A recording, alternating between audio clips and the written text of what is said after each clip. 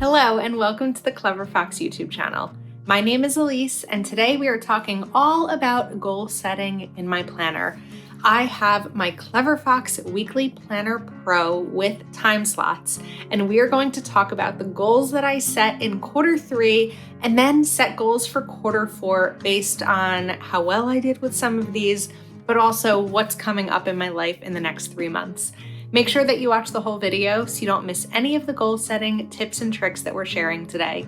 If you're not yet subscribed to our channel, make sure to click that subscribe button and turn on the notification bell so that you get notified when we share new videos. Let's dive in. I have my Q3 goals here, and we're going to do a brief review of them and talk about where I did really well and where I didn't do so well. I think what's important for me to remember and to share with you is that Q3 is July, August, and September. And on August 4th, so 4 or 5 weeks into Q3 was when I got engaged. And that's kind of taken over every life category, it feels like. Between planning an engagement party and planning a wedding, it's taken over a lot. But I think that now that I'm heading into Q4, I'm better prepared to really map things out and see, where I can put my focus. So 3-month goals. Working on improving my health. I've been taking steps to improve my health. I got a physical, I got the other doctor's appointment I needed. I've been better about keeping healthy snacks in the house. The fridge is not going empty. This is the one area, riding 100 miles on my Peloton.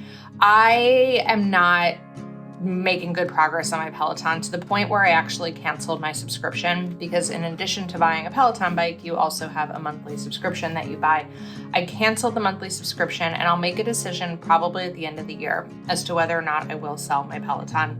I've switched over to an at-home Pilates workout, and I've already noticed differences in my health. Goal number 2 is work, so shifting to a reduced schedule. I have done that. I did a documentation list and have created an ideal schedule for my day off. I am now working Monday through Thursday, and what I've been doing on Fridays is spending time from like 8 a.m. to noon doing other work things for myself. And then the rest of the day at this point has really been wedding planning, but I can do things like grocery shopping, cleaning up around the house. Finances. I have created a new budget with my new salary. I've been better about impulse shopping, except a lot of the impulse shopping I am doing has to do with wedding stuff. And then I've been setting aside money from every paycheck toward my savings goal. My relationship with James, we have been great about delegating housework. We are in such a good mode about that. We have talked about fall because we're now kind of in this new phase of our relationship, and we are having weekly meetings to confirm our schedules. We have a whiteboard calendar up in the kitchen, and that's really helping. And then personal time. So my goal was to read 12 books. I did not. I think I read 3. Reading is just not at the top of my priority list right now, and that's okay. I go through different seasons of life with reading. I'm planning time with my friends, no partners. I have been doing that. I have made more dedicated me time, and I've definitely been working on personal creative projects. So that's kind of where we're at. For Q4, I'm going to switch up one of the categories because it's just where I need to have my focus. So the first focus is going to be health. I like to color code these because I think it's easier to be able to just look at a color and know exactly what it stands for. So I'm going to set an actionable goal here for my health, and that is going to be reach my goal weight. For Q3, I was more focused on getting my health under control, and now I'm actually focused on the weight or size because of the weight that I've put on this year. Why I want it is to feel better about how clothes fit me.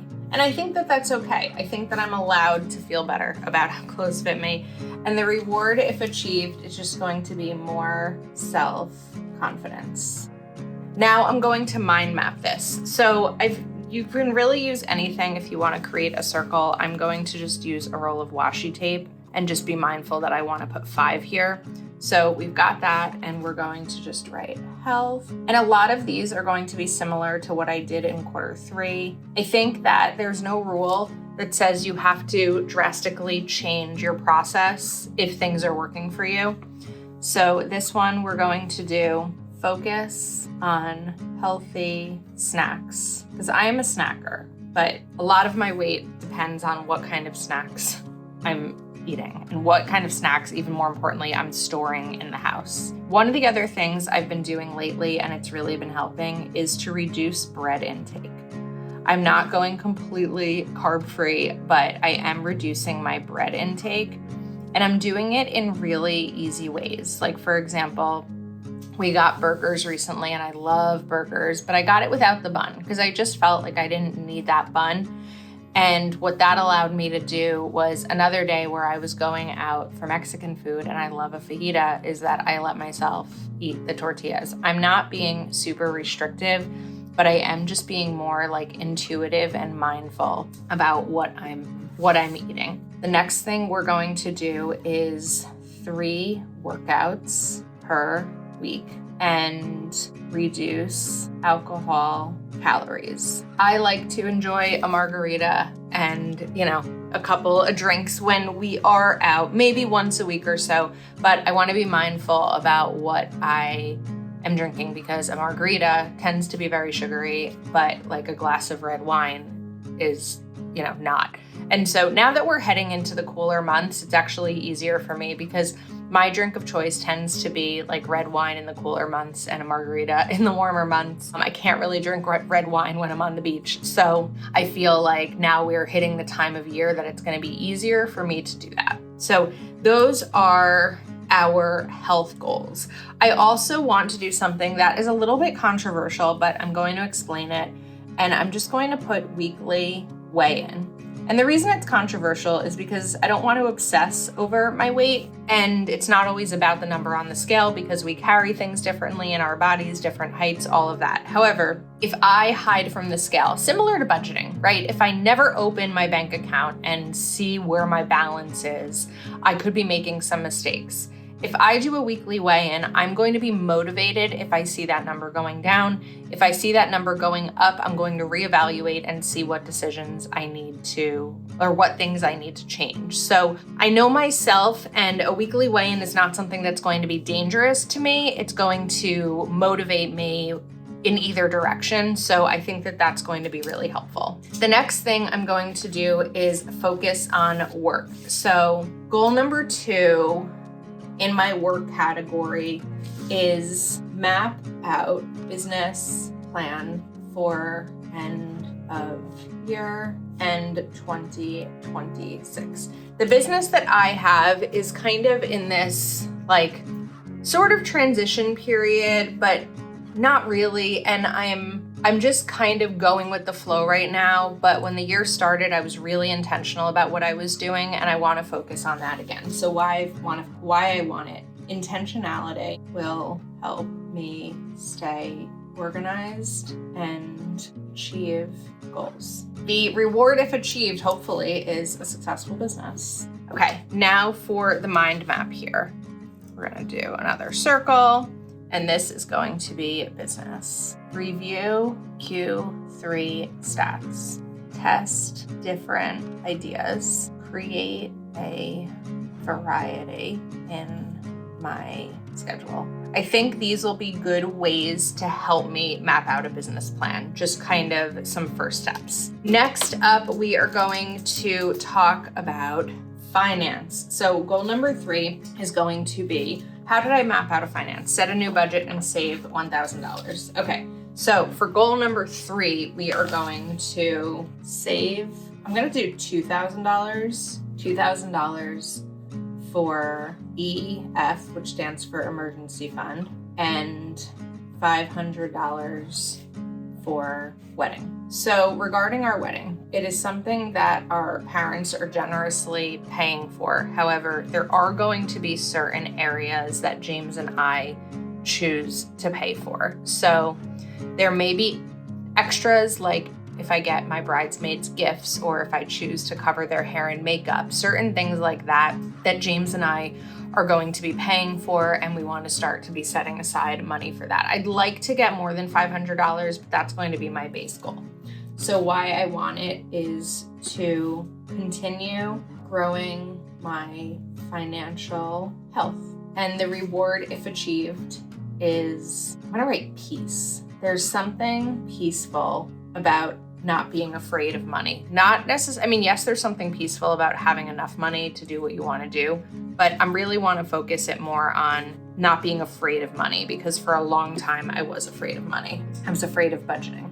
So we're going to do finance. And similar to health, some of these are going to be the same from last quarter. So finance is going to be save 10% of every paycheck. Focus on cash savings challenges. Reduce impulse spending. Okay, that's good for finance. I don't need a ton of space here because I kind of know what my plan will be. The next thing we are going to do is home. Goal number 4 is to reorganize our house. Why I want it is to feel at peace when I'm home, which is most of the time because I work from home, and reduce clutter. The reward, if achieved, is going to be, I mean, I kind of wrote that here, feeling at peace when I'm home, but the reward, if achieved, I think is just going to be comfort in our physical environment. A really good example of this is yesterday after work, I spent 15 minutes cleaning off my desk, and my desk was very, very messy. I knew that I wanted to sit down and go through these goals this morning, and I knew that it was going to be better for me to come into my office this morning with a clear desk versus come into my office, have to clean my desk, and then sit down to work on my goals. And there's just like a sense of peace and comfort when things are where they're supposed to be.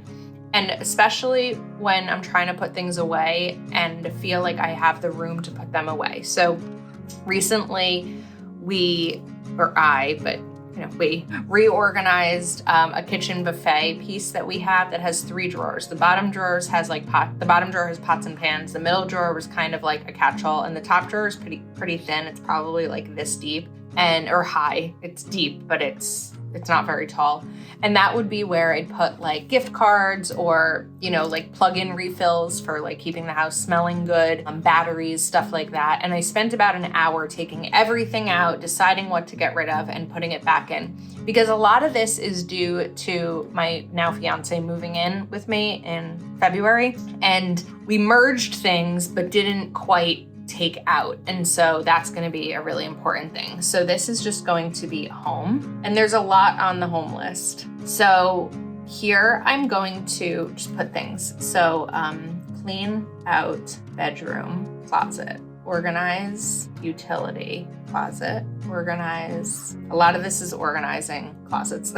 Linen closet, organize den, closet, paint office doors. I got new doors last September and my office door still is not painted, which needs to happen as soon as possible. It has to happen by the end of 2025. I cannot go one more year without having my office door painted, and I could do it myself. It's just a matter of making the time to do it. And the last thing I'm going to write here is living room, what's the word? Of like where things are going to go. I don't want to write display, living room. I'm just going to do a little star, figure it out. So I've always had my couch in a certain spot, but when James moved in, we ended up moving my couch because of where the TV is on the wall. The TV is mounted and it can't be moved, and there's no way to move it because of where it is. However, when James, my fiance, was 20, he broke his neck actually, and thank goodness he's okay, but he's now 39 and he's still having a lot of pain if his neck is if he has to look in certain directions. And because we love to sit on the couch and watch a TV show or a movie, the previous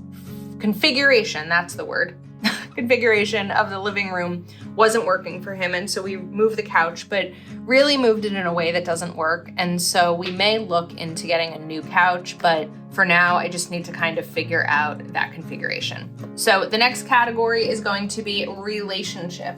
So there's going to be 2 big goals here, and one is plan our wedding and also December vacation. We are both off work the week between Christmas and New Year's, and so that tends to be our vacation time, just the two of us. We've traveled with my family, we've traveled with his family, but this is like our time. Last year we left the morning after Christmas. We got home like an hour before the clock struck midnight on New Year's, and so that's probably for a long time going to be our time together. So why I want it is, we need to, like, for the wedding of our dreams and a relaxing vacation. Reward, if achieved, is going to be, I'm gonna write something that's a little bit different here. I'm gonna write less anxiety. I have had a lot of anxiety around wedding planning. And I think, so I have a friend who recently was telling me that with the way life is going lately, she feels like she's a passenger in a car and she has no control over where it's going. And I completely understood that analogy. I felt like, and I said to her, I feel like I'm driving the car, but I don't have a GPS or a map and I have no idea where I'm going, but I know that I have to get there because I feel like I'm in a lot of control of these things, but I don't quite know where we're going with them yet because at this time we don't have a venue or a date booked, but we do know that we want to get married in the late summer or fall of 2026. So we are probably less than a year out at this point.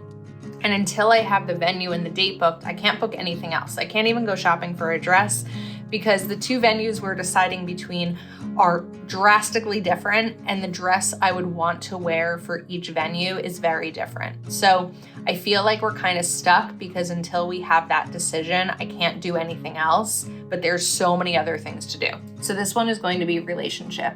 And then an overall theme as well when it comes to our relationship is still learning about each other. I don't care whether you've been together for 1 year or 50 years. I really feel like we're still getting to know each other.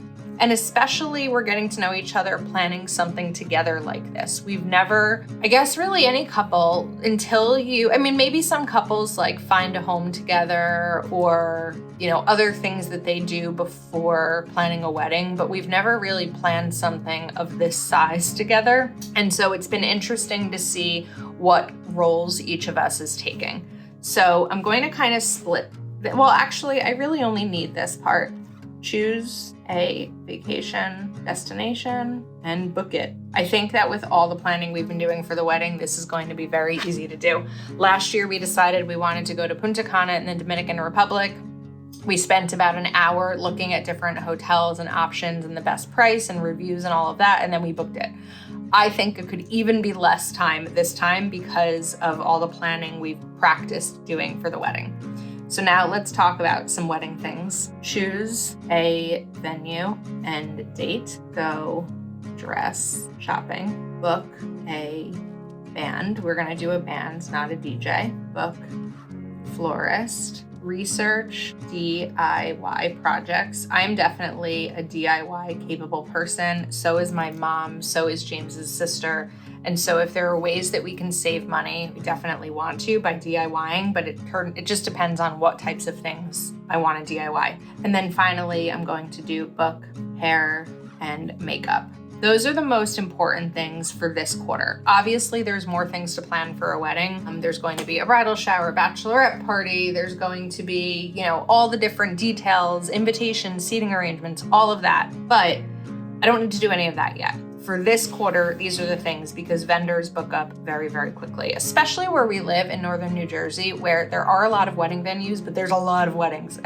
And so there are also a lot of vendors, but the really good ones book up. So we're probably already a little bit late in the game, but I'm confident that we'll find the vendors of our dreams. So those are my 3-month goals. I say this often, but I really feel like sitting down and talking through everything and mapping it out just sets me up for great success for the next quarter, especially considering that the next quarter is going to be busy. We have trips coming up, like weekend trips in October, November. The holidays are coming. There's a lot going on, but I think that having this all planned out really helps me know exactly what I need to focus on. So hopefully this helped you. This is your sign to set your goals for Q4. Please give this video a thumbs up and make sure you're subscribed to our channel and also that you have your notification bell turned on. Thank you so much for watching. You can pick up this planner over at cleverfoxplanner.com. We appreciate your support and we'll see you soon.